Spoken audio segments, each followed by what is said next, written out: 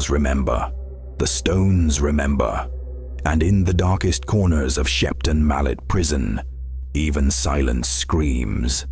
For over 400 years, this grim fortress in Somerset has held men and women sentenced to death.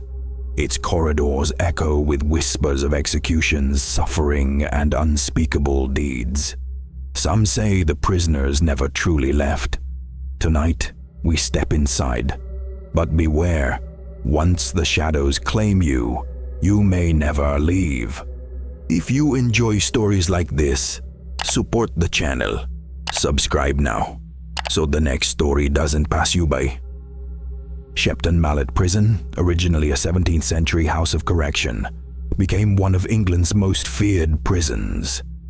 Behind its towering walls, inmates were subjected to brutality, starvation, solitary confinement, and floggings that left permanent scars. In the 20th century, it became a site of executions. Rumors of hangings gone wrong and sudden deaths fueled legends that the prison itself was alive. And now, in the dead of night, as the fog rolls over Somerset, we follow the story of those who entered and those who never came back the same. In 1924, a man named Edward Hargreaves was imprisoned for the murder of a local farmer. Hargreaves was notorious for his cold, unfeeling eyes.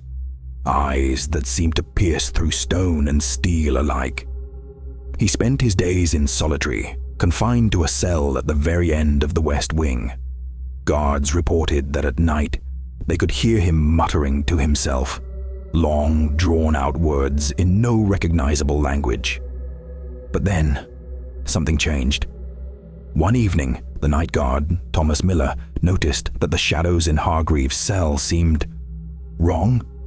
The darkness didn't fall naturally. It pooled, thickened, almost waiting. Thomas shivered but dismissed it as exhaustion. Yet when he checked on Hargreaves, the man was gone. Not escaped.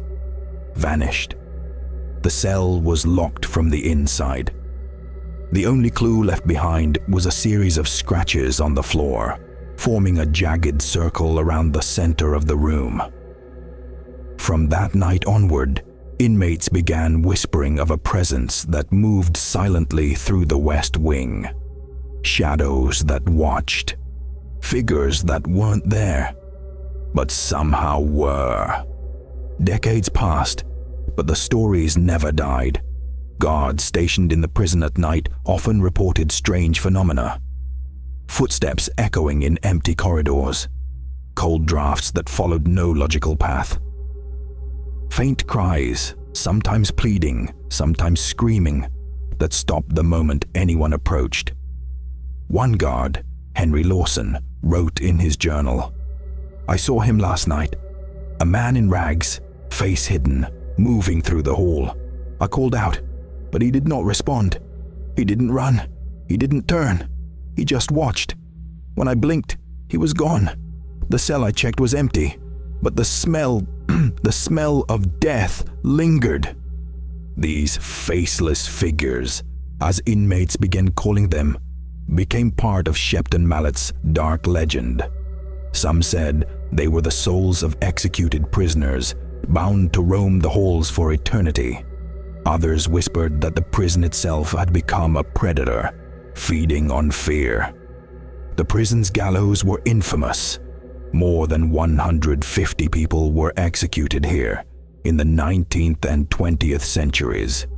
Witnesses often claimed that the condemned would stare at something unseen in the final moments. Some claimed to see the hangman's shadow stretch unnaturally long, reaching into the condemned's chest. Others swore the bodies twitched after the rope was cut. One execution in 1938 became notorious. A man named Albert Kincaid, convicted of murder, went to the gallows. Eyewitnesses later reported that as the trapdoor opened, his face turned to something impossible. The eyes were gone. His mouth stretched unnaturally wide, forming a silent scream that echoed in the minds of those present long after the body had fallen.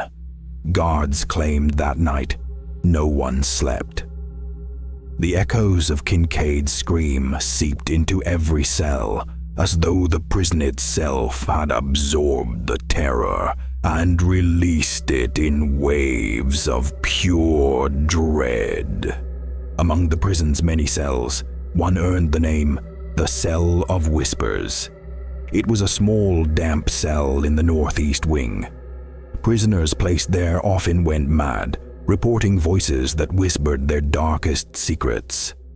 One inmate, Samuel Croft, wrote a letter to his sister before vanishing. "They know what I fear. Every night they speak to me. I hear my own name, but it's not me. It's something else, something hollow. I am afraid, sister, afraid that when they leave, they will take me too." Samuel was never seen again. When guards opened the cell, it was empty, except for the faint smell of rot and a set of handprints pressed into the stone wall. But the handprints were too large to belong to any man. Since then, the Cell of Whispers became a warning. Stay too long in Shepton Mallet, and the walls may remember you, and hunger for your fear. In modern times, the prison became a tourist attraction. Visitors came to see the ancient walls, the cells, the gallows. But some reported experiences far stranger than simple fear. One tour guide, Lucy Harwood, described a chilling encounter. "I was leading a small group through the West Wing. Everything was silent except I heard footsteps behind me. No one was there. Then, a figure appeared at the end of the corridor. Tall, thin, faceless. It raised a hand. Not threatening, just acknowledging. And then it was gone. The group thought I was joking, but I never joke about Shepton Mallet." Cameras captured static. Voice recorders picked up faint whispers.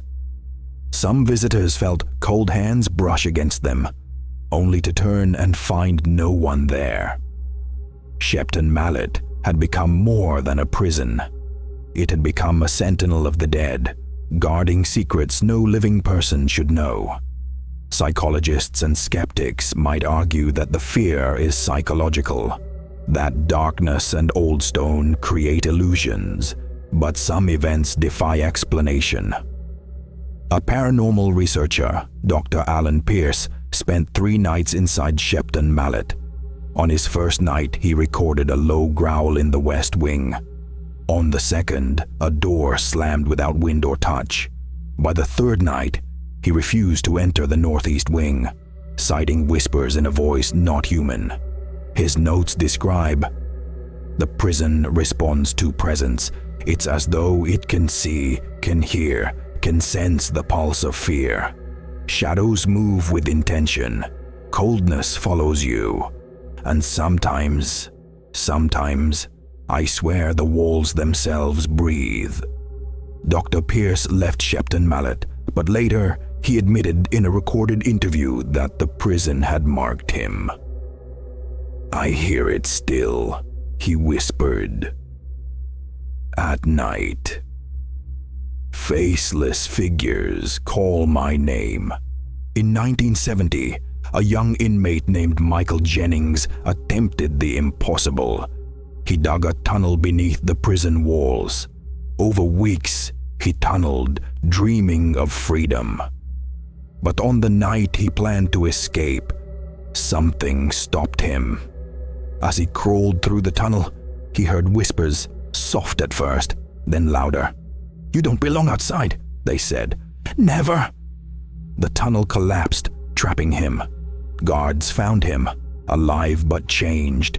He refused to speak of what he saw.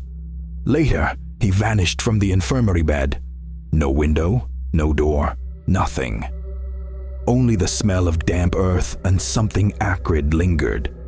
Those who knew him claimed that sometimes, late at night, they see a tall figure standing at the edge of the prison, faceless, watching. Today, Shepton Mallet Prison is a relic, but the legends endure. Paranormal investigators, thrill seekers, and skeptics alike report strange phenomena. Some swear the prison reacts to emotions: anger, fear, sorrow. The shadows stretch longer, whispers grow louder, footsteps echo closer, and the faceless figures. They wait, always waiting. Those who have spent too long inside report losing track of time. One moment it is midnight, the next the sky has brightened outside, though they swear they never slept. It is as if the prison itself can bend reality, feeding on the human mind. If you ever find yourself standing before Shepton Mallet Prison at night, heed this warning. Do not peer into the shadows. Do not listen to whispers that call your name. Do not linger in the old cells. Because Shepton Mallet does not forget. It does not forgive. And it does not release what it takes. Faceless watchers roam its halls. Whispers echo in empty cells. Shadows move with purpose. And some who enter are never the same again. The walls remember everything. And sometimes they reach out. Shepton Mallet Prison stands silent today, a monument to centuries of pain. But silence here is not empty. It is alive. It listens. It watches. And if you are unlucky enough to enter, it may even speak to you. Remember the shadows. Remember the whispers. And above all, remember that some prisons never truly close. Because the dead of Shepton Mallet are patient. And they are hungry.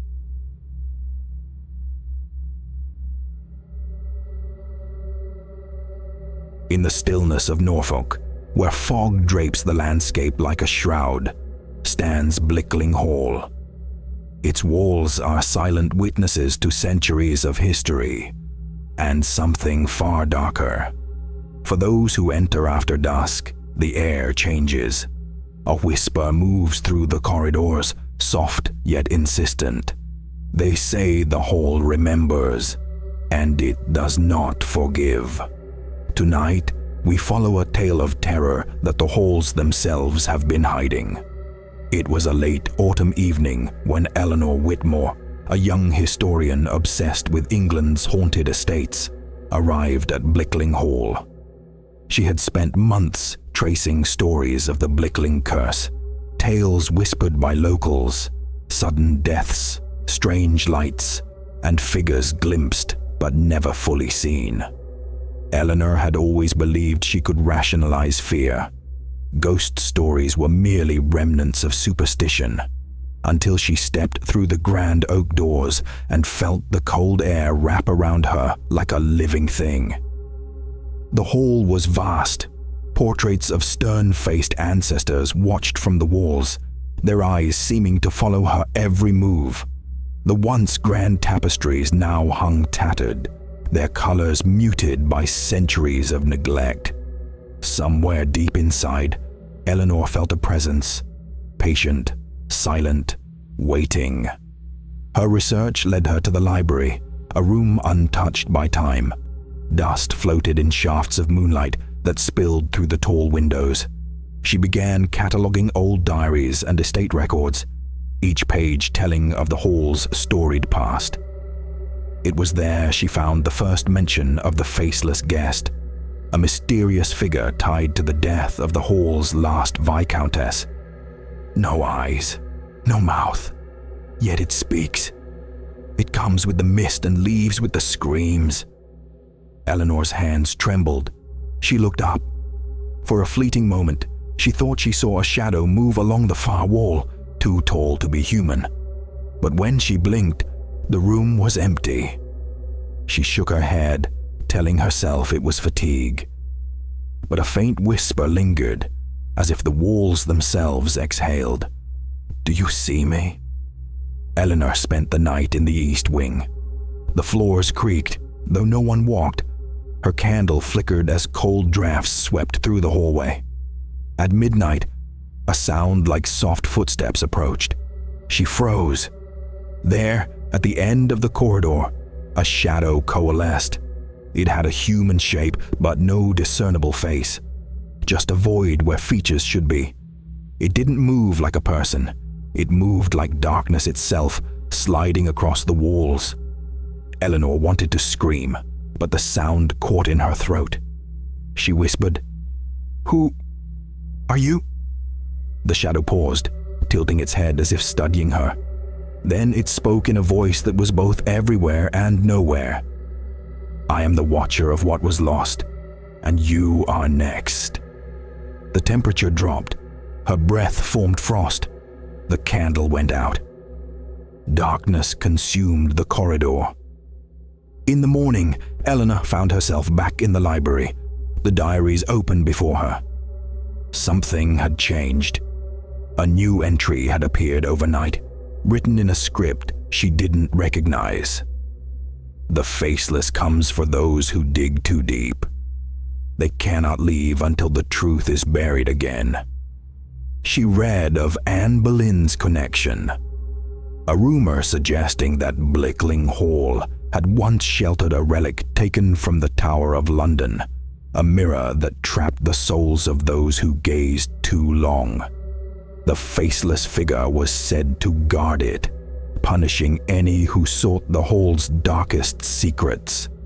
Determined, Eleanor descended into the cellars, where damp stone walls exuded the smell of decay. Her flashlight illuminated cobwebs and the skeletal remains of animals. And then she saw it. A door carved with a twisted eye, locked for centuries. The air vibrated with whispers, soft and urgent. "Open or never leave." The door gave way with a groan. Inside was a room untouched by time, lined with mirrors. Each reflected not Eleanor, but shadows of people, distorted faces, screaming silently, trapped within the glass. And there, in the largest mirror, she saw the faceless figure. Its form was darker than night, stretching and twisting, limbs elongating unnaturally. "You see them now?" it said. The walls seemed to close in. The air thickened. Eleanor tried to step back, but the floor felt liquid, pulling her toward the mirror. A whisper, "Join us." Eleanor's reflection disappeared. Only the faceless stared back, eyes absorbing light, pulling at her very essence. She fought, clawed, and screamed, but the mirrors multiplied, each reflection more distorted, more alive. The hall itself seemed alive now. Portraits' eyes bled shadows, doors opened into impossible hallways, and whispers multiplied into a chorus of demands and threats. Eleanor realized she was no longer alone. Figures without faces appeared in every reflection, every shadow, always watching. When she closed her eyes, she felt them pressing against her from all sides. She ran through corridors that twisted like a maze. Rooms appeared and vanished. Staircases led to ceilings and hallways extended into endless black. The air itself was thick with the sound of voices whispering her name, calling her deeper. Eleanor stumbled into the great hall, where candlelight flickered on a single grand mirror. It was here she understood the truth. The faceless was not one entity. It was the collective shadow of all who had died within these walls, trapped by the curse of curiosity and greed. "We are every visitor, every seeker, every fool who looked too long," it whispered, voices overlapping in a chilling chorus. Eleanor's terror became comprehension. She had been drawn to Blickling Hall not by accident, but by design. The hall chose her, and now the shadows wanted her essence added to their number. Her mind screamed. She smashed mirrors, shattered glass, hoping to break the hold. But the shadows only multiplied, twisting into grotesque forms, each faceless figure reaching for her. She ran to the library, desperate to find a way to reverse the curse. One diary promised a method. Light must touch shadow, blood must remain unspilled, and the seeker must leave with nothing taken.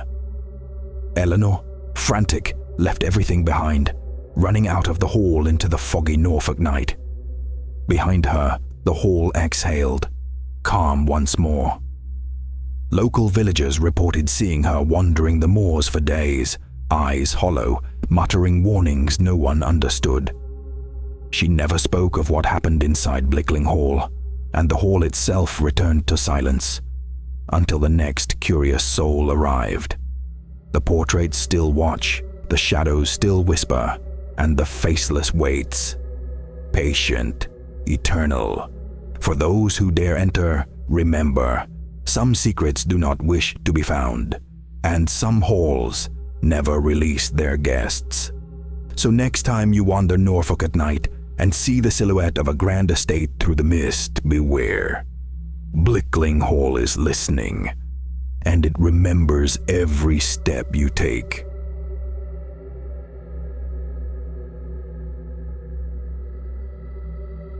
There are places in London where history sleeps, and places where it never truly dies.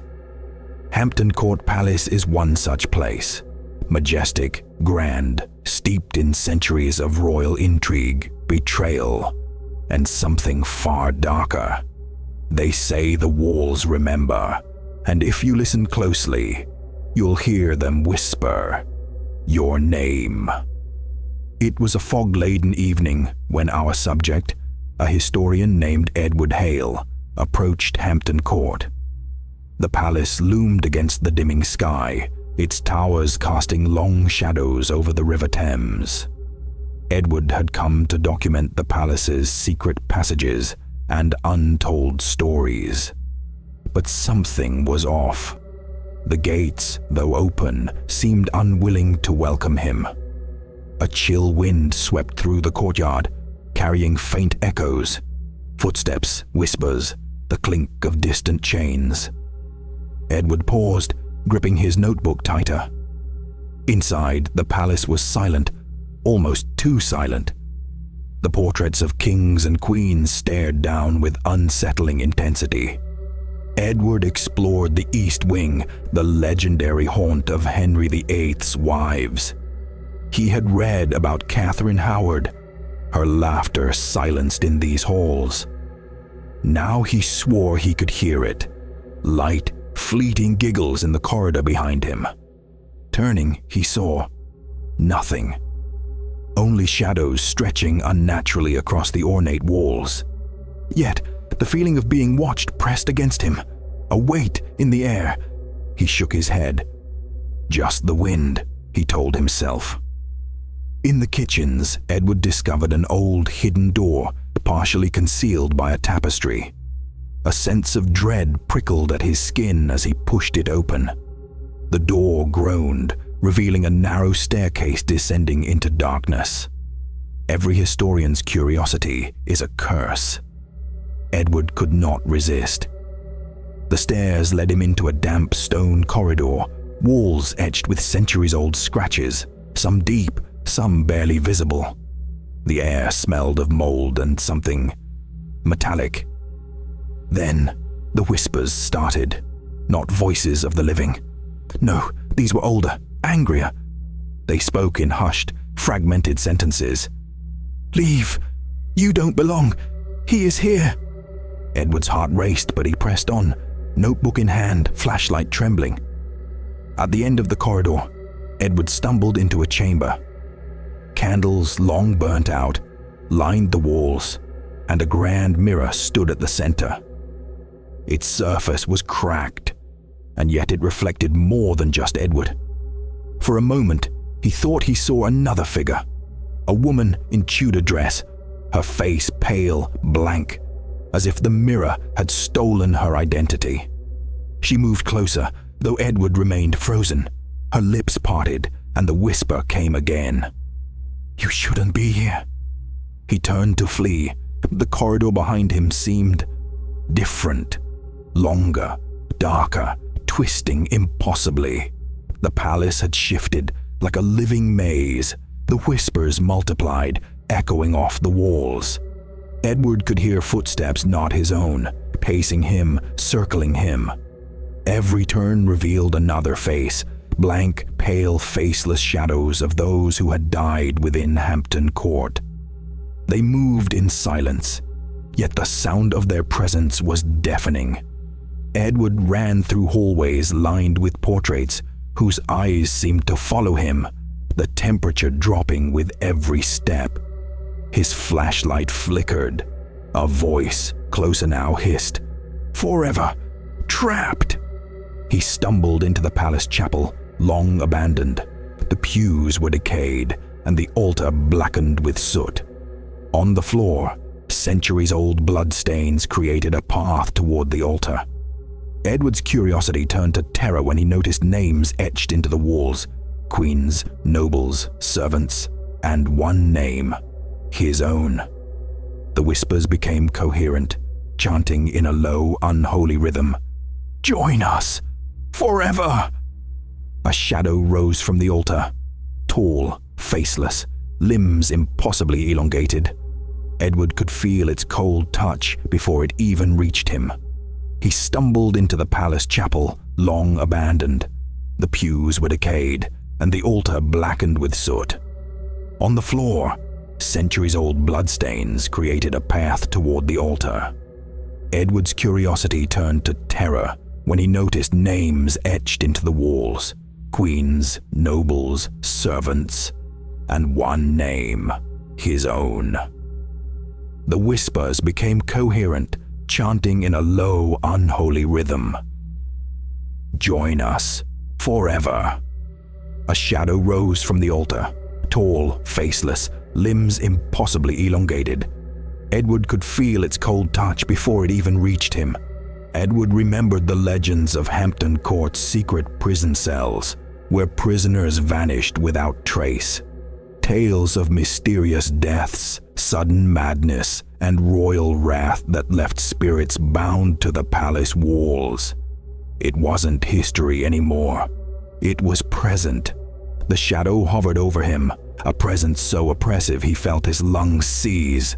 The whispers now screamed in unison, "You belong here, as we do." Edward tried to resist, but the air thickened, pressing into him, draining him of strength, of hope. Desperate, Edward ran toward the main hall, hoping to find the exit. The palace mocked him.